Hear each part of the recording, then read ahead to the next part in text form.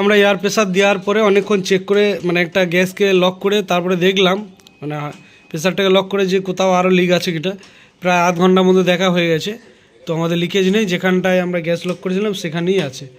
তো এবার আমরা এই মানে প্রেসারটাকে ছেড়ে দিয়ে ভ্যাকুম করব। মানে এতক্ষণ আমরা এর মধ্যে এই কম্প্রেসারের দ্বারা এর মধ্যে হাওয়া ঢোকাচ্ছিলাম।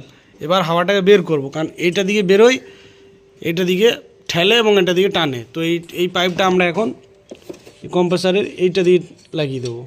তো এই ভ্যাকুমটা করতে হবে মিনিমাম আধা ঘন্টা।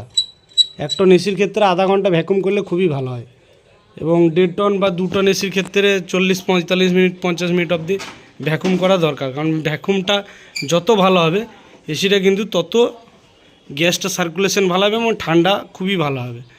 তো কম্প্রেসারটা চালাও। তো আমরা এই দেখতে পাচ্ছ এতক্ষণ এয়ার প্রেসারের মধ্যে ঠেলছিলাম, এবার এয়ার প্রেসারটা আমরা টানছি। দেখতে পাচ্ছ এই যে কাঁটাটা মোটামুটি জিরোতে চলে আসবে। আমরা আধা ঘন্টা এখন এইভাবেই ভ্যাকুমটা করে নেব।